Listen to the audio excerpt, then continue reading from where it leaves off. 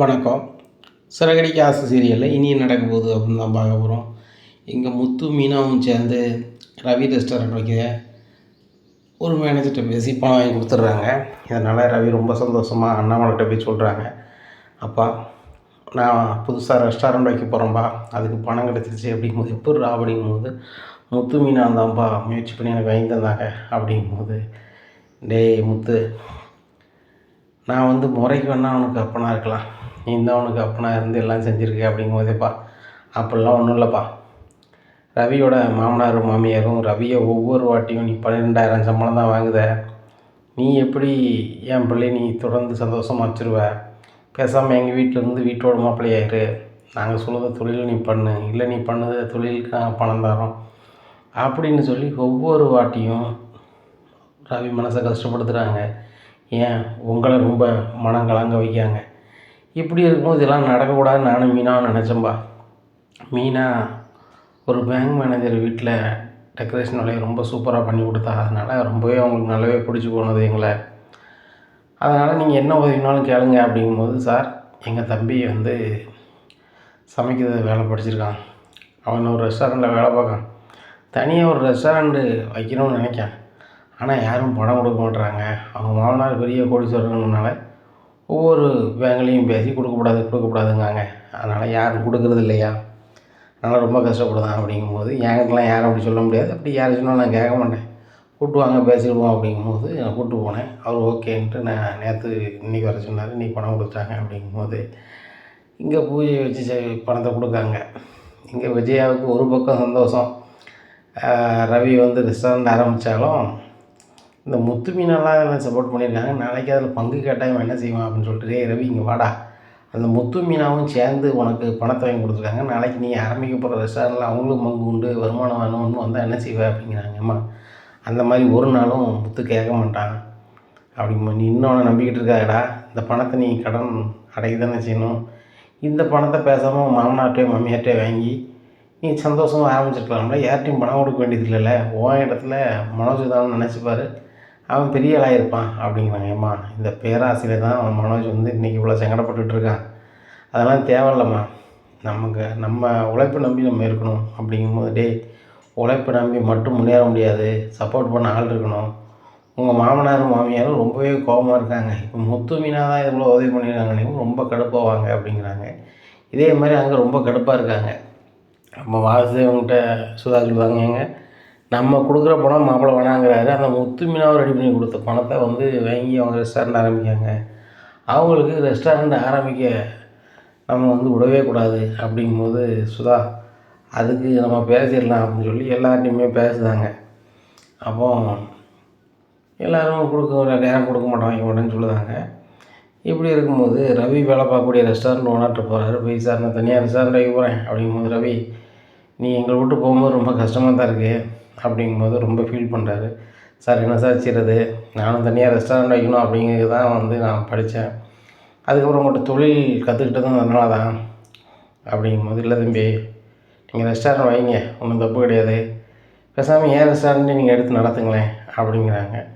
Sir வேண்டாம் sir, நான் வேறு வச்சுக்கிறேன், நீங்களாக நடத்தணுங்களா அப்படிங்களா, தம்பி நீத்துக்கும் கல்யாணம் முடித்து அனுப்பணும், இந்த ரெஸ்டாரண்ட் நடத்துகிறேன்னு சொல்லிட்டு அது கல்யாணமே முடிக்காத மாதிரி இருக்குது, அது நாளைக்கு அது சரியாக வராது, எனக்கும் காலம் போச்சுனாக்கா வேறு பேத்தி வேணும், எனக்கு இதுக்கு ஒரே பொண்ணு, அதனால் நீங்கள் வேலை பார்த்துட்டு இந்த ரெஸ்டாரண்ட் உங்களுக்கே தந்துடுறேன், நீங்கள் ஒரு கம்மியான பணம் கொடுங்க போதும் அப்படிங்கும்போது, எவ்வளோ சார் வேணும் அப்படிங்கிறாங்க. தம்பி பேருக்கு ஒரு 5 லட்சம் கொடுங்க தம்பி அப்படிங்கும்போது, சார் அது மதிப்பே ஒரு 1 கோடி ரூபாய்க்கு மேலே இருக்குமா சார் அப்படிங்கிறாங்க. தம்பி அது இருக்கும் தான், ஆனாலும் நீங்கள் என்கிட்ட வேலை பார்த்துருக்கீங்க, நல்ல பையன், அங்கே இருக்க வேலையை செய்த ஆட்களை பூரா நீங்கள் வச்சு வேலை வாங்கி நல்ல மாதிரி கொடு, அவங்களுக்கு வேலையை கொடு அப்படிங்கிறாங்க. ஒரு 5 லட்ச ரூபா மட்டும் கொடுங்க தம்பி அப்படிங்கிறாங்க. சரி சார்ன்ட்டு ஒரு 5 லட்ச ரூபாயை கொடுத்துட்றாங்க.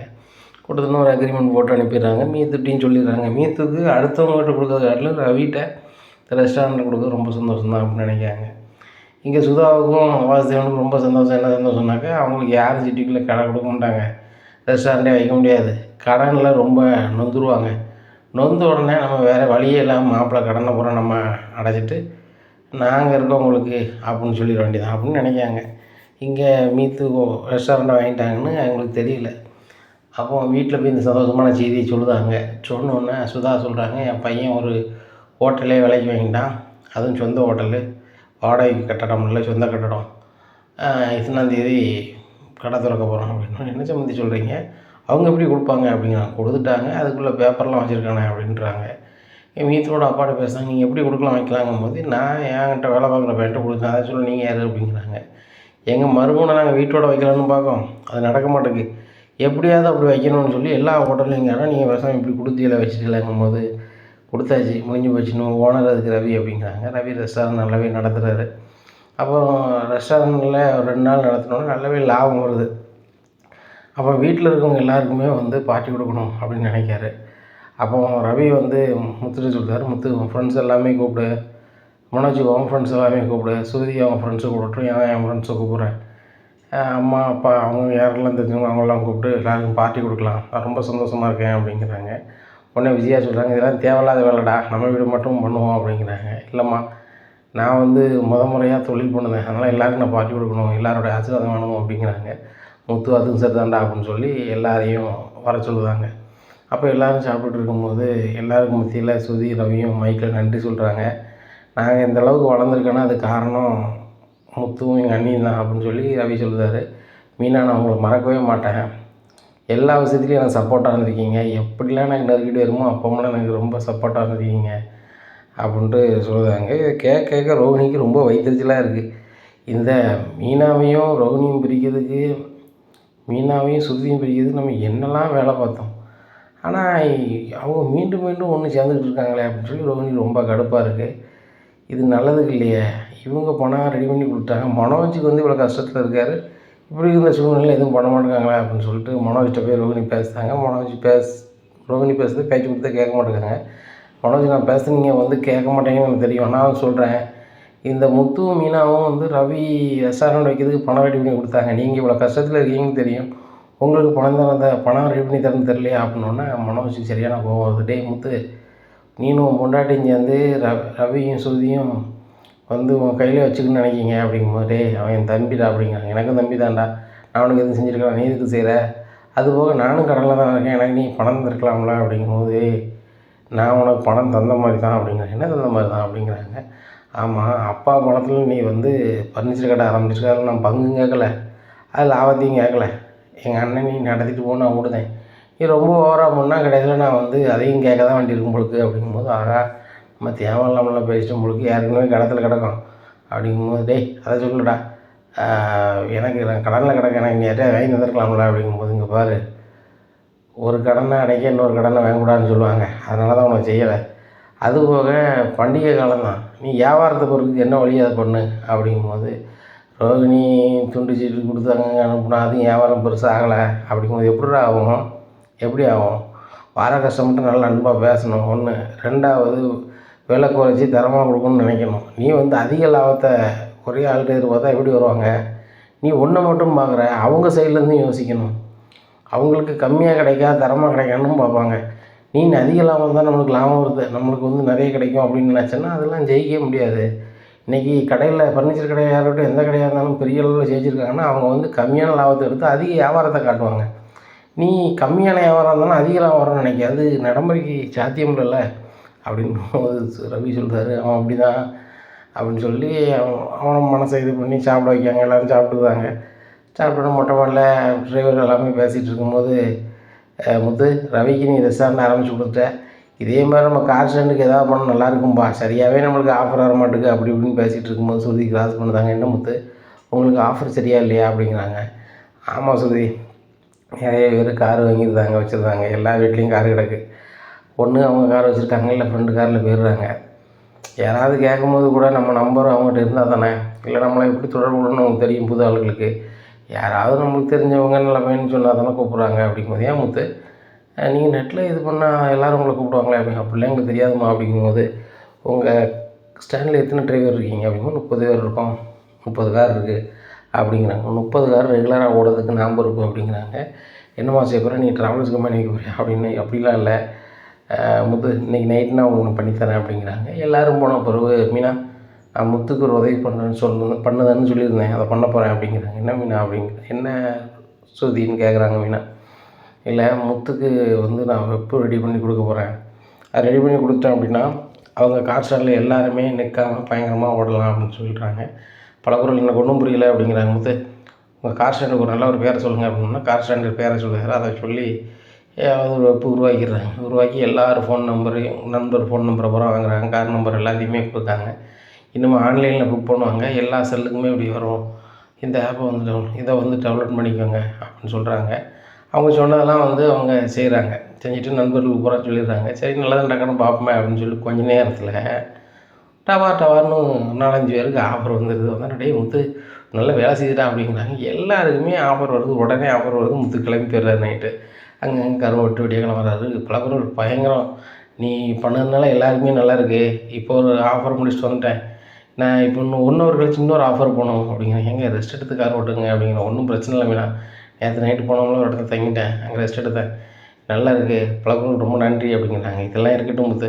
அவங்களுக்கு செய்ய வேண்டியது தானே. என் வீட்டுக்காரர் நீங்கள் என்னெல்லாம் பண்ணியிருக்கீங்க அப்படிங்கிறாங்க. விடு பலகுரல் அவன் தம்பி அவன் மைக்கு பிடிச்சி பேசுதான் நீ இன்னும் பேசிக்கிட்டே இருக்க விடுமா அப்படிங்கிறாங்க. அந்த கொஞ்சம் சாப்பிட்டு வண்டிக்கு போகிறாங்க. இப்படி கார் ஸ்டாண்டில் எல்லாருக்குமே நல்லா கார் ஓடுது. இந்த ரோகிணிக்கு மேலும் மேலும் கேள்விப்படும் போது கடுப்பாக தான் ஆகுது. இவங்கள பிரிக்கலான்னு நம்ம நினைக்கும் போது அவங்க வந்து ரொம்ப டீப்பாக போயிட்டு இருக்காங்களே. இது என்ன பண்ணி நம்ம இவங்கள வந்து தரிசாக்கலாம் அப்படின்னு நினச்சிட்ருக்காங்க. இப்படி இருக்கும்போது வித்தியா வராங்க. வித்தியா வந்து எல்லார்ட்டையும் நான் பேசணும் அப்படிங்கிறாங்க. எல்லோரும் என்னென்னு கேட்குறாங்க. இல்லை எனக்கு வந்து கல்யாணம் வைக்க போகிறாங்க. எனக்கு சொந்த பந்தம்னு யாரும் கிடையாது. எனக்கு சொந்தம் இருந்தது ரோகிணி மட்டும்தான் அப்படிங்கும்போது ரோகிணி உங்கள் சொந்தமா அப்படிங்கும்போது இல்லை அவளுக்கு மலேசியா தான் அப்படிங்கிறாங்க. ஏம்மா அவளை பற்றி எல்லா விஷயமும் உங்களுக்கு தெரிஞ்சுட்டு சொல்ல வேண்டியது மட்டும் சொல்லுமா அப்படிங்கிறாரு முத்து. முத்து சொல்கிறதுன்னு தப்பாக நினச்சிக்காதீங்க. நீங்களும் மீனாவும் வாழ்கிற வாழ்க்கையை பார்த்து தான் நானும் ஒரு கல்யாணம் முடிக்கணும்னு எனக்கு தோணுச்சு. ரொம்ப நாளாக நான் கல்யாணம் முடிக்காமல் தான் இருந்தேன். உங்களுக்கு தெரியும். இப்போ நான் கல்யாணம் முடிக்க போகிறேன். எனக்கு சொந்த பந்தம்னு யாரும் இல்லை. நீங்கள் எல்லாம் வந்து சேர்ந்து தான் என் கல்யாணத்தை நடத்தி வைக்கணும் அப்படின்னு சொல்லும்போது விஜயா சொல்கிறாங்க. கண்டவங்க கல்யாணத்தை நடத்தி வைக்கணும் வீட்டுக்கு அவசியம் இல்லை அப்படிங்கும்போது முத்து சொல்கிறார். ஏப்பா அந்த பொண்ணு நம்மளெல்லாம் உறவுன்னு நினச்சி சொல்லுதுப்பா. நம்ம தான்மா பண்ணி வைக்கணும் அப்படிங்கும்போது அண்ணாமலை சொல்கிறாங்க. வித்தியா கவலைப்படாதாம்மா. தகப்பன் ஸ்தானத்தில் நான் உண்டு எல்லாமே செய்வேன் அப்படிங்கும்போது ஐயா 2 நாளில் மாப்பிள்ளை வீட்டுக்காரங்க எங்கள் வீட்டுக்கு வராங்க. நீங்கள் தான் ஏன் வந்து சம்மந்தம் பேசணும் அப்படிங்கும்போது சரிம்மா வந்துடலாம் அப்படிங்கிறாங்க. அதே மாதிரி மீனாவிலேருந்து எல்லாருமே வரேன்றாங்க. இங்கே ரோகிணிக்கு ரொம்ப கடுப்பாக இருக்குது. ஏன்னு கேட்டால் இந்த வித்தியா இந்த வீட்டுக்கு வந்த கதையோ எந்த கதையும் என்கிட்ட சொல்லாமல் அப்பாட்டில் வந்துட்டாளே அப்படின்னு சொல்லிட்டு. ஆனாலும் அந்த இடத்துல சமாளிக்கிறாங்க. வித்தியா வீட்டுக்கு முன்னே எப்படி நீ வீட்டில் வந்து சொல்லலாம் என்கிட்ட சொல்லாமல் வந்து அப்படிங்கிறாங்க. இங்கே பாரு ரோகிணி உங்கள் வீட்டில் எல்லாருமே ரொம்ப நல்லவங்க. அவங்க வந்து என் கல்யாணத்துக்கு வந்து வாழ்த்துனாங்கன்னா இந்த மாதிரி கல்யாணத்து விஷயத்தில் அவங்க கலந்துக்கிட்டாங்க. அவங்க தலைமையில் நினச்சினா கண்டிப்பாக நான் நல்லா இருப்பேன்னு எனக்கு ஒரு நம்பிக்கை இருக்குது. முத்து மீனா வந்து எனக்கு எப்போவுமே உறவாக வேணும்னு நினைக்கிறேன் அப்படிங்கும்போது அப்போ நான் உனக்கு வேண்டானே அப்படிங்கிறாங்க. நீனும் தாண்டி வேணும் நீனும் வந்துடு அப்படிங்கிறாங்க. ஆனால் அவனை பேச விரும்பலை அப்படிங்கிறாங்க. சரி ரோகிணி வேலையை பாரு நானும் பிஸியாக இருக்கேன்னு சொல்லிட்டு ஃபோனை வச்சிடுறாங்க. அங்கே முருகன் கால் பண்ணுறாங்க. முருகன் நல்லா சந்தோஷமாக பேசிகிட்டு இருக்காங்க. அப்போ முத்து ஃபேமிலியிலேருந்து தான் வராங்கங்கும்போது அப்படியா அந்த நல்லா தெரிஞ்சவங்க தான் ஃபேமிலி தான் வருதா சரி ரைட்டு அப்படிங்கிறாங்க. அதே மாதிரி பொண்ணு கேட்டு வராங்க. வரும்போது அண்ணாமலை ஷாக் ஆகிடுறாரு. என்னடா முத்து இந்த பையன் வரான் இவன் தானே மீனாவை பொண்ணு கேட்டு வந்தான் அப்படிங்கும்போது முத்து சிரிக்கிறார். ஏப்பா மீனாவுக்கு கல்யாணம் ஆகலான்னு கேட்டு வந்துட்டான். ஆனால் வித்தியாவை விரும்பும்போது கல்யாணம் ஆயிடுச்சு ஆகலைன்னு கேட்டு தான் விரும்பியிருக்கான் அப்படிங்கிற அப்படியே அப்படின்னு சொல்லிட்டு சிரிச்சுட்டு சரி தம்பி நல்ல மாதிரி இந்த பிள்ளையை பார்த்துக்கா நானும் தான் கொஞ்சம் நடத்துல இருக்கேன் அப்படின்னு சொல்லி கட்டெல்லாம் மாற்றி இது பண்ணுறாங்க. ஒரு கல்யாண நாள் வைக்காங்க. விஜயாவுக்கு சுத்தமாக பிடிக்கல. அண்ணாமலை கூப்பிட்டாரு தான் வந்திருக்காங்க. அப்போ கல்யாண ஏற்பாடை வந்து பண்ணிவிட்டு கல்யாணத்தை எங்கள் வீட்டில் வச்சுக்கலாம்னு சொல்லி அண்ணாமலை சொல்லுதாங்க. விஜயாவுக்கு சரியான கிடப்பு. வீட்டில் போய் அண்ணாமலைகிட்ட சொல்லுதாங்க. ஏங்க கண்டவங்களாம் நம்ம வீட்டில் கல்யாணம் முடியுது என்னங்க இருக்குது அப்படிங்கும்போது விஜயா அந்த பிள்ளைக்கு பெரிய அளவில் வசதி எதுவும் இல்லை. அது போக யாரும் இல்லைங்கும்போது வாடகை வீட்டில் இது கொண்டு வைக்கணும். அது போக அந்த வீட்டு ஓனர் எதுவும் சொல்லிடக்கூடாது. சொந்த பந்தம் அவங்க சொந்த பந்தம் 4 பேர் வருவாங்க. இப்போ நம்ம வீடுனா சொந்த வீடு மொட்டை மாடியில் நம்ம ஒரு பந்தலை போட்டு பண்ணிக்கலாம் அப்படிங்க. இல்லைங்க அதுக்கு நான் சம்மதிக்க மாட்டேன். என் வீட்டில் யாரும் பண்ணக்கூடாது வைக்கக்கூடாது அப்படின்னா டேய் முத்து அந்த பொண்ணுக்கு காகிதம் டைப்படி கொடுக்கும்போது நீ சொல்லிடு நம்ம கிராமத்து வீடை போட சொல்லப்பா கிராமத்தில் வச்சு கல்யாணம் முடிச்சு கொடுத்துடலாம் அப்படிங்கும்போது சரிப்பா பண்ணிடலாம் அப்படிங்கும்போது இல்லைங்க கிராமத்துக்கு நான் அங்கே வர முடியாது நீங்கள் தான் நடத்த போகிறீங்க வைக்க போகிறீங்கும்போது விஜயா ஒன்று இந்த வழிக்கு வா இல்லை அந்த வழிக்கு வா அப்படிங்கிறாங்க. சரிங்க இங்கேயே நடத்தட்டும் அப்படின்னு ஒரு வழி இல்லாமல் சொல்லியிருந்தாங்க.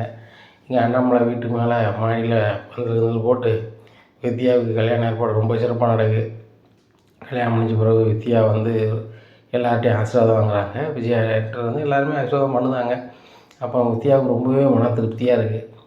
என் குடும்பம் மாதிரி இருந்து நடத்திட்டீங்க. எனக்கு யாரும் இல்லைன்னு நினச்சிட்டு இருந்தேன். அண்ணன் தம்பியா முத்து, ரவீஸ், மனோஜ் எல்லாருமே பண்ணிட்டீங்க. எனக்கு ரொம்ப சந்தோஷம் அப்படி இப்படிங்கிறாங்க. இங்கே ரோகிணி தான் வயிறு எரியுது. ஏன்னு கேட்டால் வித்யா வந்து இந்த குடும்பத்துக்கு ரொம்ப க்ளோஸ் ஆகிட்டு போகிறான், நம்மளோட அவங்கள தான் பிடிக்கி அப்படின்னு சொல்லிட்டு. அது போக நம்மளை பற்றி எல்லா விஷயமும் வித்யாவுக்கு தெரியும். இவங்ககிட்ட ரொம்ப க்ளோஸ் ஆனால் என்னை பற்றி போட்டும் கொடுத்தாலும் கொடுத்துருவாளோ அப்படின்னு சொல்லி நினைக்காங்க. அதுபோக புருஷன்கிட்ட உள்ளதை சொல்லிட்டாங்க என்ன செய்ய அப்படின்னு சொல்லி வித்யாவை தனியாக போட்டு பேசுகிறாங்க. பாரு நான் புதுசாக வந்திருக்கான் புருஷன்கிட்ட போய் என்னை பற்றி எதுவும் சொல்லி முத்து வீட்டுக்கிட்ட போட்டு கொடுத்தனா நல்லா இருக்காது. அதுபோக உன் புருஷன் முத்துக்கு ரொம்ப வேண்டியவன் பார்த்துக்கோ அப்படிங்கிறாங்க. இங்கே பாரு ரோகிணி, நானும் என் வீட்டுக்காரன் உன்னை பற்றி எதுவுமே சொல்ல மாட்டோம். நான் என் வீட்டுக்காரையும் எதுவும் சொல்ல மாட்டேன். இதெல்லாம் நீ நல்ல மாதிரி இரு, என்னாலும் உன் வாழ்க்கை பாதிக்காது, அதை மட்டும் பார்த்துக்கோ அப்படிங்கிறாங்க. பார்த்துக்கோ, அப்படி பாதிச்சுன்னா நான் என் ஃப்ரெண்டு வித்யானோட பார்க்க மாட்டேன் அப்படிங்கிறாங்க. அதானடி உன்னை பற்றி நல்லாவே தெரியும். உனக்கு ஒரு கதை ஆகணும்னா யாருன்னாலும் என்ன வேணாலும் பண்ணுவேன். சரிதானா? இருக்கிற அம்மாவை இல்லைங்கிற நாளைக்கு இந்த வித்யாவை கூட இல்லாமல் ஆக்கணும்னு எனக்கு தெரியும். நான் உன்னை பற்றி யார்கிட்டையும் சொல்ல மாட்டேன் அப்படின்னு சொல்லிட்டு அவங்க போயிடுறாங்க. எங்கள் முருகன் வீட்டில் வரவேற்பு எல்லாம் நடக்குது. அப்போ முருகன் வந்து தனியாக முத்து அந்த கார் டிரைவர் குரூப்ஸுக்கு எல்லாமே பார்ட்டி வைக்கார். அப்போ மீனாட்ட சொல்லிடுறாங்க, மீனா இன்றைக்கி பார்ட்டி தயவுசெய்து நீங்கள் சொல்லாத அப்படின்னு சொல்லிட்டு, ஏங்க போகாதீங்க வைக்காதங்கிறாங்க. சரிங்க அப்படின்னு ஒரு கட்டத்தை சொல்லிடுறாங்க. மீனா ரொம்ப தேங்க்ஸ் மீனான்ட்டு எங்கள் வீட்டில் அவங்களோட பார்ட்டியோட சந்தோஷமாக இருக்காங்க. மறுநாள் ஆகுது. மறுநாள் ஆனோடனே வித்யாவுக்கு ஃபோன் அடிக்காங்க. ரோகிணி என்னை பற்றி எதுவும் சொல்லலையே அப்படிங்கிறாங்க. நான் எப்படி சொல்ல போகிறேன் அப்படிங்கிறாங்க. சொல்லிடாத அவ்வளோதான், உன் புருஷன் வந்து முத்துக்கிட்ட ரொம்ப க்ளோஸாக இருக்கான், என்னை போய் தெரிஞ்சிடக்கூடாது அப்படிங்கிறாங்க. அதான் நீ கல்யாணத்தன்னைக்கே சொல்லிட்டியே, நான் எதுவும் சொல்ல போகிறேன் விடு அப்படின்னுட்டு இருக்காங்க. இங்கே மனோஜுக்கு ரொம்ப கடன் ஆகிடுது, என்ன செய்யணும் தெரியல. அப்போ ஒரு சப்டீலர் வந்து எனக்கு பணம் வரணும் இல்லைன்னா அவ்வளோதான் அப்படின்னு சொல்லி இது பண்ணும்போது நிறைய பேர் பொருள் வாங்க வராங்க. இப்போ வந்து நீங்கள் பிரச்சனை பண்ணிங்கன்னா அப்படி அப்படிங்கிறாங்க. நான் பணம் இல்லாமல் கலந்துக்கிட்டு இருக்கேன், உனக்கு கஸ்டமர் வராங்களா, எனக்கு பணம் வேணும் அப்படின்னா எனக்கு ஒன்றும் வழி இல்லை அப்படிங்கும்போது, சரியப்பா நீங்கள் எனக்கு தர வேண்டிய பணத்துக்கு 7 லட்ச ரூபாய்க்கு நான் 7 லட்ச ரூபாய்க்கு பொருள் எடுத்து போயிடுறேன்னு சொல்லிட்டு 7 லட்ச ரூபாய்க்கு உள்ள பொருளை எடுத்து போயிருந்தார். மனோஜ் எவ்வளவோ சொல்லி பார்க்குற அவர் கேட்கல. அப்போ வேலை பார்க்குறவங்களாம், சார் போன மாதம் ஏற்கனவே சம்பளம் தரல, இந்த மாதம் நல்லாவே வியாபாரம் ஆயிருக்கு, எங்களுக்கு இந்த மாதம் சேர்த்து தருவீங்களா, போனஸ் கொடுப்பீங்களா அப்படிங்கிறாங்க. யோ உண்டான சம்பளம் தரது திட்டு கிடையாது அப்படிங்கும்போது, சார் இப்போ 7 லட்ச ரூபாய்க்கு ஒரே நிமிஷத்தில் விற்றுச்சு சார் என் பொருள் அப்படிங்கிறாங்க. 7 லட்ச ரூபாய்க்கு சும்மா வைக்கல, நான் கொடுக்க வேண்டிய பணம் தான் கொடுத்துருக்கேன் அப்படிங்கும்போது, என்ன சார் சொல்கிறீங்க அப்படின்னா, அவங்ககிட்ட கடன் வாங்க போகிறோம், பொருள் எடுத்தால் அவங்க கடையில் ஒரு பொருள் இருக்காது கொடுக்க அப்படிங்கிறாங்க. அவங்களுக்கு கொடுக்குற அளவுக்கு பொருள்லாம் நம்ம கடையில் இல்லை. நான் ஒரு 20 லட்ச ரூபாய்க்கு பொருள் தான் வச்சுருக்கேன், ஆனால் அதுக்கு டபுளாகவே எனக்கு கடன் இருக்குது, என்ன பண்ணனே தெரில அப்படின்னு சொல்லிட்டு ரோகிணிக்கு கால் பண்ணுறாங்க. ரோகிணிக்கு கால் பண்ணி பேசணும்னு பார்க்குறாங்க. அப்போ அம்மா பேசக்கூடாதுன்னு இருக்காங்கன்னு சொல்லி ஃபோன் வச்சுட்டு நேராக ஸ்டேஷனுக்கு போகிறாங்க. சார் என்ன சார் நினச்சிட்ருக்கீங்க, நான் கொடுத்த பிடிச்சி என்ன நடவடிக்கை எடுத்தீங்க அப்படிங்கும்போது, தம்பி முதுகலி பிஞ்சு போகும் போயிரு, உன் பொண்டாட்டின்னா வந்து நாங்கள் பார்த்துக்கிட்டு தான், நீங்கள் எதுவும் பண்ண வேண்டாம், எங்களை ஏமாத்தாலும் எப்படி தூக்கணும்னு தெரியும்னு சொன்னாங்க.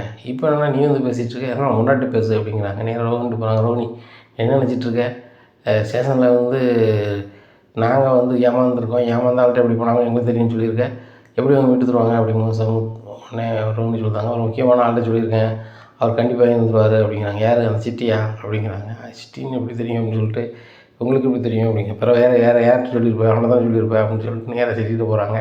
சிட்டி நீங்களாம் ஒன்றும் பண்ண வேண்டாம், போலீஸே கண்டுபிடிச்சி விடுவாங்க அப்படின்னு சொல்லி ஸ்டேஷனில் போய், சார் நீங்கள் தான் கண்டுபிடிக்கணும் அப்படிங்கிறாங்க. உனக்கு ஒரு வேலை இல்லையா, நீங்கள் நினச்சி கண்டுபிடிக்கும்பீங்க, வேண்டாம்பீங்க, அதுக்கு நாங்கள் ஆள் கிடையாது, நீங்கள் வேணும் போ அப்படிங்கிறாங்க. மறுபடியும் சிட்டை பேசிட்டு நீங்களே கண்டுபிடிங்க அப்படிங்கிறாங்க. என்ன மனோஜ் என்னை பார்க்க எட்டக்கா தெரியுதா, ஏற்கனவே உங்கள் தம்பி முத்தெல்லாம் ரொம்ப கடுப்பில் இருக்கேன், தேவையில்லாமல் பண்ணிகிட்டு இருக்காதுங்க, போயிருங்க, உங்கள் வீட்டமாக என்கிட்ட நல்லா பேசுது, அந்த கதைக்காக உங்களை விடுதேன் போயிருங்க அப்படிங்கிறாங்க. இங்கே மனோஜுக்கு என்னச்சுன்னே தெரியல. பேசாமல் நம்ம கடை பத்திரத்தை வச்சு யார்ட்டையா கடை வாங்கிடுமா அப்படின்னு சொல்லி கடன் வாங்க அங்கங்கே அலையுதாங்க. ஒன்றும் நடக்கலை. கடைசியில் முட்டை சந்தோஷம் வீட்டுக்கு போகிறாங்க. வீட்டுக்கு எதுக்கே வந்த அப்படிங்கிறாங்க. இல்லை எனக்கு எப்படியாவது பணம் வேணும், என் கடையை வச்சுட்டு எப்படியாவது பணம் யார்ட்டையாவது வாங்கணும் அப்படிங்கும்போது சிரிக்கார். உடனே ஏன் சிரிக்க அப்படிங்கிறாங்க. உன் கடையை நம்பி ஒன்றும் தரமாட்டான், இந்த ஏரியாவில் ஏகப்பட்ட கெட்ட பேர், இந்த கடைக்கு வந்தால் இவன் அந்த பொருள் தரமாக இருக்காது, அது போக ஓனர் வந்து ரொம்ப சீன் போடுவேன், விலை அதிகமாக வச்சுருக்காருன்னு சொல்லி ஒரு கெட்ட பேர், வியாபாரமே இல்லைன்னு எல்லாருக்கும் தெரியும், யார்கிட்ட போய் பணம் வாங்க முடியும், ஒருத்தட்டையும் வாங்க முடியாது, ஒன்று வேணால் செய்யலாம், உன் கடையை விற்று உன் கடனை செட்டில் பண்ணலாம், அது செய்வோமா அப்படிங்கிறாங்க. கடை பேர் கூட தான் இவ்வளோ பண்ணிகிட்ருக்கேன் அப்படிங்கிறாங்க. அதை நீ முதல்ல யோசிச்சிருக்கணும், சப்டீலர்கிட்ட பணத்தை வாங்கி எவனாவது வந்து புதுசாக வீடு வாங்குவானா, லாபத்தில் வாங்கணும், நட்டத்தில் வாங்கினா அப்படிங்கிறாங்க. பீச் ஹவுஸ் வருதுன்னு சொல்லிட்டு தானே சொன்னேன் அப்படிங்கும்போது, அதான் சொன்னேன், வேங்க போகிற உனக்கு தானே யோசனை இருக்கணும். நான் வந்து எனக்கு புரோக்கர் கமிஷன் கிடைக்குமான்னு சொன்னேன். நீ ஆர்வக்குள்ளால பண்ணிட்டேன். அவன் நீ ஆட்டை போட்டு போயிட்டான். அப்படிங்கும்போது ஐயோ அந்த கதிரை கண்டுபிடிக்க ஏதாவது செய்யலாமா அப்படிங்கிறாங்க. நீ தான் அவன் பொண்டாட்டி பார்த்துக்கிடுவா என்னமோ செஞ்சுருக்கா வச்சுருவான்னு என்னாச்சு அப்படிங்கிறாங்க. ஒன்றும் எதுவும் இல்லை, செட்டிகிட்ட போய் கொடுத்துருக்கா. அவன் இந்த செட்டியை சுற்றி சுற்றி வரான் பேருக்கு ஏற்றாப்புல. அவன் எங்கே கண்டுபிடிச்சிட போகிறான், அந்த கதிரை எங்கே அறந்துக்கிட்டு இருக்கானோ, செலவு பண்ணுறானோ என்னமோ தெரில அப்படிங்கும்போது ரைட்டு அதை நம்பி பிரயோஜனம் இல்லை அப்படின்ட்டு இருக்கும்போது பாம்பே சந்தோஷ் ஃபோன் அடிக்கார். சந்தோஷ் எப்படி இருக்கீங்க? அப்படி நல்லா இருக்கும் சார் அப்படிங்கிறாங்க. அந்த மனோஜ்கிட்ட வந்து எனக்கு ரொம்ப ஒரியாக இருக்குது அப்படிங்கிறாங்க. என்ன சார் என்னாச்சு அப்படிங்கிறாங்க. இங்கே மனோஜ் முடிக்கிறார், நம்ம பற்றி தான் பேசுகிறார் அப்படின்ட்டு இவர் சிக்னலை கட்டி தராமல் அப்படின்றாங்க. என்ன சார் சொல்லுங்கள் அப்படிங்கிறாங்க.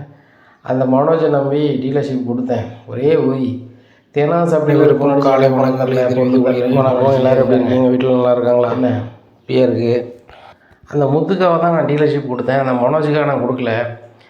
நீங்கள் ஒரு நல்ல ஒரு டீலரை பாருங்கள், அது போக அந்த முத்துகிட்ட போய் பேசுங்க.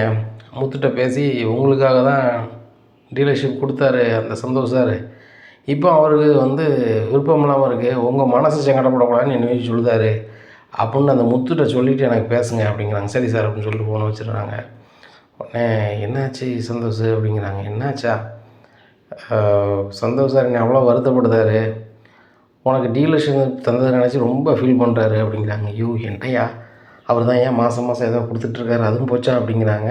அதையெல்லாம் நீ போக வச்சுட்ட, சப் டீலருக்கு நீ பணம் கொடுத்து எல்லாம் சரி பண்ணலை அவ்வளோதான் அப்படிங்கும்போது, ஐயோ அப்போ எப்படியாவது இந்த கடையை வச்சு யார்ட்டையா பணம் வாங்கி தயா அப்படிங்கும்போது, இல்லை சிட்டி பூரா நான் வந்தியாச்சு, ஒருத்தனும் மனம் தர மாட்டான். ஏன்னா இப்போ நான் வந்து அவர் கொடுத்துருக்க வேலையை நான் செய்யணும், நேரம் முத்தை போய் பார்க்கணும் அப்படிங்கும்போது, தயவு செய்து முத்தை பார்த்து எதுவும் பேசாத. அப்படி பேசணுன்னா கண்டிப்பாக சந்தோஷ் சார் ஃபோன் நம்பர் வாங்கி வச்சுருக்கான், ஃபோன் பண்ணி மனோஜ்கிட்ட இருந்து அந்த டீலர்ஷிப் எடுத்துருங்க, அவன் இப்படி நட்டப்பட்டிருக்கான்னு வேண்டாதையும் சொல்லுவான். என்னையும் அவன் சுத்தமாக பிடிக்காது, எப்படியாவது இந்த கடையை ஆட்டை போகணும்னு அவன் நினச்சிக்கிட்டு இருக்கான், தயவுசெய்து வேண்டாம் அப்படிங்கிறாரு. முத்து மனோஜ் நல்லா இருக்குன்னு நினைக்கிறாரு, ஆனால் இவர் கெட்ட புத்தியில் அப்படி தான் நினைக்காரு. உடனே சந்தோஷ் சொல்லுதாரு, உன் தம்பி முத்து உன் மேலே ரொம்ப பாசம் வச்சுருக்கான், நீ தான் அவனை தப்பாக நினச்சிட்டு இருக்க, குறுகிய பொண்ணு புத்தியில் இருக்க, அவனை முத்து அப்படி இல்லை அப்படிங்கும்போது, இல்லை நீ அவன்கிட்ட சொல்லவே சொல்லாத அப்படிங்கும்போது, சரி ரைட்டு விட்டுரு அப்படிங்கிறாங்க. இங்கே மனோஜ் தெரியாமல் முத்தை பார்த்து பேசுகிறாரு. டீலர்ஷிப் வந்து கேன்சல் பண்ணிடுவோன்னு சந்தோஷம் சொல்லுதாரு. உங்களுக்காக தான் டீலர்ஷிப் கொடுத்தாராம். உங்கள் அண்ணாச்சால ஏகப்பட்ட ஒரியான், கிட்டத்தட்ட ஒரு 5 மாதத்துலேயே ஏகப்பட்ட ஒரியில் அவர் இருக்கார். நான் புதுசாக வந்து ஒரு கம்பெனி ஆரம்பித்து டெவலப் பண்ணி போய்கிட்டு இருக்கேன். அது போக உலகம் பூரா நான் அனுப்பணும் வைக்கணும்னு நினச்சிட்டு இருக்கும்போது மனோஜ் வந்து என்னை ரொம்ப ஒரி பண்ணுறாரு. அவர்கிட்ட டீலர்ஷிப் கொடுத்து ரொம்ப சங்கடப்படுதேன். முத்துகிட்ட சொல்லுங்கள், நான் வேறு டீலர்ஷிப் மாற்ற போகிறேன், அவர் எதுவும் நினச்சிக்கிடாம அப்படிங்கிறாரு. அதை கேட்டால் முத்து, என்கிட்ட எது சார் கேட்கணும், அவர் தொழிலுக்கு எது சரிப்படுதோ அதை செய்ய வேண்டியதான். எங்கள் அண்ணனும் கொடுத்துருக்காரு, அதில் எனக்கு சந்தோஷம்தான். இவன் ஒழுங்காக நடத்தலைங்கிறது எனக்கே தெரியும், பிறகு எதுக்கு நீங்கள் சொல்லிடுங்க சந்தோஷம் அப்படிங்கிறாங்க. இங்கே சந்தோஷ் ஃபோன் பண்ணி கொடுக்காரு. அப்போ முத்தும் பேசுகிறாரு. நான் நினைக்கல சார் அப்படிங்கிறேன். சரி முத்து, நான் மெட்ராஸுக்கு வந்து அவங்கள பார்ப்பேன், எனக்கு நீங்கள் ஒரு முக்கியமான ஆள், ஏன்னா உங்கள் மனசு கஷ்டப்படக்கூடாதான் சொல்லுதேன். நான் டீலர்ஷிப் இப்போமே கேன்சல் பண்ணுறேன் அப்படின்னு சொல்லி டீலர்ஷிப்பை கேன்சல் பண்ணியிருந்தார். கேன்சல் பண்ணிட்டு முக்கியமான ஒரு ஆளை வந்து டீலராக போட்டிருந்தார். போட்டோடனே அந்த விஷயம் வந்து மனோஜுக்கு தெரிய வருது. மனோஜுக்கு தெரிஞ்சுன்னா ரொம்பவே கதறுதார். கதறினோடனே மொட்டை சந்தோஷப்படுறாரு. ஐயோ ஏன் அப்படி பண்ணிட்டார் அவர் அப்படிங்கும்போது, உங்கள் தம்பிகிட்ட சொன்னார், உங்கள் தம்பி வந்து யாராக மாற்றுவீங்களோ உங்கள் விருப்பம்னு சொன்னோன்னே சரியான கோபமாகிடுது. நேராக முத்துட்டு போகிறாரு. டேய் நீ தானடா என்ன டீலர்ஷிப் மாற்ற நீ தானடா காரணம் அப்படிங்கும்போது, விஜயாவுக்கு ஒன்றும் புரியாமல் முடிக்காங்க. என்னடா சொல்கிறேன், முத்தான் காரணமா அப்படிங்கிற. ஆமாம்மா அந்த சந்தோஷம் நம்பர் இருந்திருக்கு, என்னை பற்றி இல்லாதையும் பொல்லாதையும் சொன்னோன்னா டீலர்ஷிப் மாற்றிட்டாங்க அப்படிங்கும்போது டவான்னு முத்தும் கோவம் வந்துடுது. இல்லை நானே ஏகப்பட்ட ஒரியில் இருக்கேன், தேவலாம் பேசாத, என்னடா பேசாத, என் டீலர்ஷிப் ஒன்றால் போச்சு அப்படிங்கும்போது, கேரளாவில் போச்சு ஒன்றால் தான் போச்சு, வார கஸ்டமர் போனால் நிறைய படிச்சிருக்கேன், அது இன்னும் பில்டப் பண்ணால் யாரா அவன்கிட்ட பொருள் வாங்குவா ஒன்று. 2வது சப்டிலர்கிட்ட பூரா பணத்தை வாங்கி பீச் பங்களா வாங்குது, அது வாங்குதா இது வாங்குதான்னு விட்டுட்டேன். 3வது ஏமாந்த பணத்தை அதிகாரிட்ட சொல்லி சீக்கிரம் வாங்குறது வழியை பார்க்காம அவன் பொண்டாட்டி பேச்சை கேட்டு இந்த சிட்டியை கண்டுபிடிச்சிருவான், அவங்க கண்டுபிடிச்சிருவாங்க, அதுவும் போச்சு. இப்படி இருக்க உனக்கு யார் வந்து டீலர் இருக்க வைப்பா? அது போக சப் டீலர் எல்லாமே சந்தோஷ் சார்கிட்ட பேசி ஒரின்னு இருக்காங்க. அதனால் சந்தோஷ் சார் என்னை பேசணும் சார், உங்கள் விருப்பம், நீங்கள் டீலர்ஷிப் வேறு கொடுக்குறீங்கன்னா நான் அதுக்கு நகையில் என்ன அதுக்கு நான் என்ன செய்ய முடியும் அப்படிங்களா, நீ தான் சொல்லி இல்லாத முள்ளாதெல்லாம் சொல்லி என் டீலர்ஷிப் கெடுத்துட்டேன் அப்படிங்கும்போது, அவடா அதான்டா கெடுத்து என்ன செய்யணும் அப்படிங்கும்போது விஜயா சொல்கிறாங்க, பாருங்க முத்தே ஒத்துக்கிறான், கூட பிறந்த அண்ணன் நல்லா இருக்கக்கூடாதுன்னு நினைக்கிறேன் அப்படிங்கும்போது, விஜயா அந்த டீலர்ஷிப் கிடைச்சதே முத்தால் தான். ஏன்னா அப்படி முத்து கெடுத்தான்னு நீ சொன்னாலும் முத்துக்காலம் வந்ததை முத்துவால் அனுப்பிட்டான், அவ்வளோதான். உன் பையனுக்காக எதுவுமே கிடைக்கல, அவனோட முயற்சிக்கோ எதுக்கோ கிடைக்கல. இவன் கடையை ஒழுங்காகவே நடத்தலை. அது எல்லாருமே என்கிட்ட சொல்லுதாங்க. சப்டீலர் நிறைய பேர் வந்து என்கிட்ட பேசவே யோசிக்காங்க. வயசான ஆள் சார், உங்கள்கிட்ட போய் நான் என்னத்த பேச, இன்னொரு ஆள் சப்டீலர் சொல்லிட்டு போகிறாரு. அவங்க பணத்தை கொடுக்கணும்ல. அடுத்தவங்கள்ட்ட கடத்தை வாங்கி விட்டுவாங்கன்னா ஒரு கடனை வாங்கி இன்னொரு கடன் இது பண்ணலாமா? அதை யோசிக்க வேண்டாமா? கேட்டால் இத்தனை டிகிரி படிச்சிருக்கேன், அத்தனை டிகிரி படிச்சிருக்கேன்னா கேட்டால் தொழிலதிபர் அப்படிங்கிறது. இந்த வீட்டுக்கு தொழிலதிபர் வந்து என்ன பண்ணிட்டான், மளிகை சாமான் செலவு கூட அவன் கொடுக்கல. இதனால் அவங்களுக்கு அந்த ரோஹிணி பிள்ளை கொடுத்துக்கிட்டு இருந்துச்சு. இப்போ அந்த ரோஹிணி பிள்ளை வேலைக்கு போல் முத்து எல்லாத்தையும் பார்த்துட்டு இருக்கான். அந்த மனோஜ் எங்கள் வீட்டுக்காக என்ன செஞ்சாலும் அவனுக்கு தான் என்ன செஞ்சுட்டான், ஆடம்பர தேவைக்கு பேங்க்கில் கடன் வாங்கி என்னெல்லாமா பண்ணியிருக்கான் 10 லட்ச ரூபாய்க்கு. அப்படின்னு என்னங்க சொல்கிறீங்க அப்படின்னு. பேங்க்கில் வேலை பார்க்குற ஒரு ஆள் என் கூட வாக்கிங் வராரு, அவர் சொன்னார் அப்படிங்கும்போது மனோஜ் திருதுன்னு முடிக்காங்க. என்னடா அப்பா சொல்கிறாரு அப்படிங்கும்போது, ஆமாம்மா வாங்கணுமா அப்படிங்கிறாங்க. டே இவ்வளோ வாங்கி வச்சுருக்க எப்படிடா நீ வந்து அடைப்ப அப்படிங்கிறாங்க. இந்த டீலர்ஷிப் இருந்தால் தான் என்னால் அடைக்க முடியும். மாதம் 10 லட்சம் 15 லட்சம் வரும். அது கொஞ்சம் கொஞ்சமாக கொடுத்துடலான்னு பார்த்தா அந்த முத்து வந்து எனக்கு கிடைக்கூடாம ஆகிட்டான். நீங்கள் தான் ஒவ்வொரு வாட்டியும் சொல்லுவீங்க இந்த முத்து மீன் அந்த வீட்டில் இருக்கக்கூடாதுன்னு சொல்லிட்டு. நான் இப்போ சொல்கிறேம்மா அந்த முத்து மீன் அந்த வீட்டில் இருக்கக்கூடாது, வீட்டை விட்டு அனுப்புங்க அப்படிங்கும்போது அண்ணாமலைக்கு சரியான கோவம் வருது. நீ என்னடா சொல்கிறது, என் பிள்ளைய வீட்டை விட்டு அனுப்பணும்னு சொல்லிட்டு. அந்த வீடு என் பேரில் பார்த்துருக்கு, உங்கள் அம்மா அனுப்ப முடியுமா அப்படிங்கிறாங்க. விஜயா ரொம்பவே யோசிக்காங்க. நம்ம ஓவராக பண்ணோம்னா அந்த வீடு வந்து எனக்கு பாதி இருக்குல்ல, அதை நான் முத்து கொடுக்கேன், இல்லை மீனா கொடுக்கேன், இல்லை ரவி கொடுக்கேன், சுருதி கொடுக்கலாம், நம்ம இப்படி பேச முடியாது அப்படின்னு சொல்லிட்டு விஜய் அமைதியாக இருங்க. என்னம்மா நீ கேளுங்க அப்படிங்கூடே மனோஜ் கடனை குடிக்கிறதுக்கு என்ன வழியாக தான் பாரு அப்படிங்க. என்ன வழியமாக இருக்குது, ரோகிணி பெரிய பணக்காரி, அவள் கொண்டு வந்துடுவான்னு பார்த்தேன், அது நடக்கலை அப்படிங்கும்போது அண்ணாமலை சொல்கிறாங்க, உன் உழைப்புன்னு நம்பிக்கை இல்லையா அப்படிங்கிறாங்க. அங்கே எங்கே வியாபாரம் ஆகுது அப்படிங்கிறாங்க. உடனே அண்ணாமலை சொல்கிறாங்க, அந்த கடையை கொஞ்சம் முத்துக்கிட்ட கொடுத்துப்பாரு, கடையை அவன் நடத்தட்டும், ஒரே மசாலா லாபத்தை உண்டாக்கி காட்டுவான் பாரு அப்படிங்கும்போது, இப்போ எனக்கு அதை பற்றி தான் தெரியாது அப்படிங்கிறாங்க. டே உனக்கு தெரியுதோ தெரியலையோ, வாரவங்ககிட்ட வந்து நீ வந்து வரட்டு கௌரவத்தில் பேச மாட்டேன், நீ இன்னும் சராசரி ஆனால் பேசுவேன் அப்படி அவங்களும் பேச்சு கொடுப்பாங்க. பொருள் என்னவோ அடக்கம் என்னவோ அதில் நம்மளுக்கு விற்று கொஞ்சம் லாபம் கிடைச்சால் போதும், அப்படி இது பண்ணு அப்படிங்கும். இல்லைப்பா யாருக்காகவும் கடை கொடுக்க முடியாது அப்படிங்கும்போது, ஏங்க இந்த விஷயத்துக்கு எதுக்குங்க கடை கொடுக்கணும் அப்படிங்கும்போது அண்ணாமலை இப்படி தாங்க விஜயாட்டாங்க. பாரு விஜயா, மனோஜ் தான் பெரிய தொழிலதிபர், அவன் தான் கடையை நடத்துவான், அப்படி நடத்துவான் இப்படி நடத்துவான், நீ சொன்னால் நான் ஒன்றும் இல்லாமல் தான் இருக்கும், இதான் உள்ளது. அதனால் அந்த கடை ஓனரை யாரை மாற்றினாலும் சரி தான், நல்லா தான் வரும், லாபம் தான் வரும். ஏன் நீ கூட ஓனராக இருக்கு, உனக்கு லாபம் தான் வரும் அப்படிங்கிறாங்க.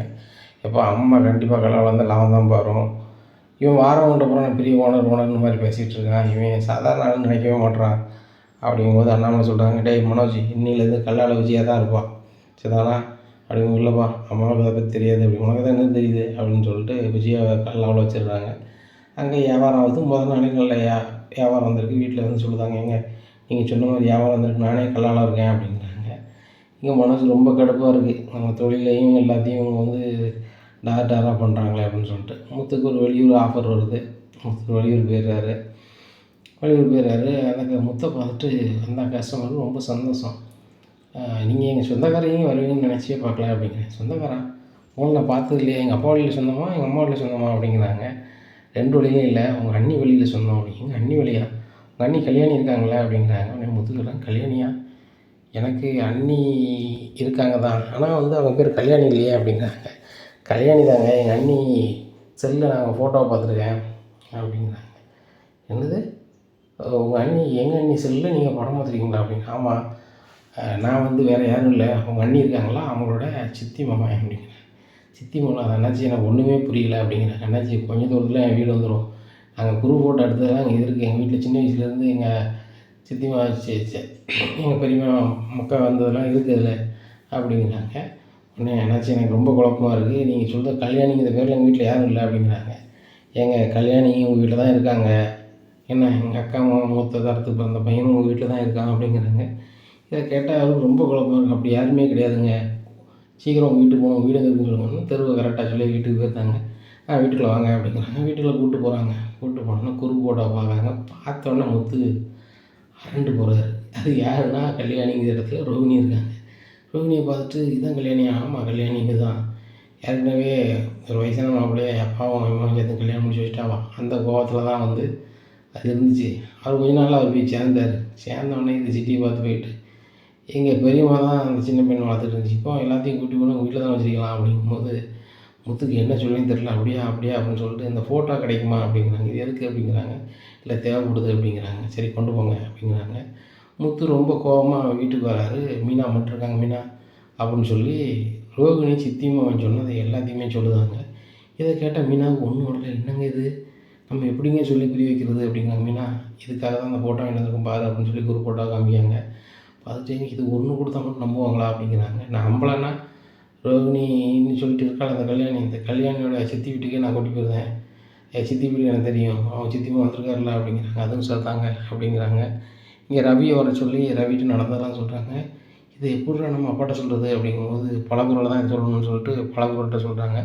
பலகுரல் எல்லாரையும் கூப்பிட்டு அண்ணாமலைகிட்ட சொல்லிடுறாங்க. இனியும் நடக்கும் அப்படிங்கிறத பொறுத்திருந்து பார்க்கலாம். நம்ம சேனலை நீங்கள் மறக்காமல் லைக் அண்ட் சப்ஸ்கிரைப் பண்ணுங்கள். நன்றி, வணக்கம்.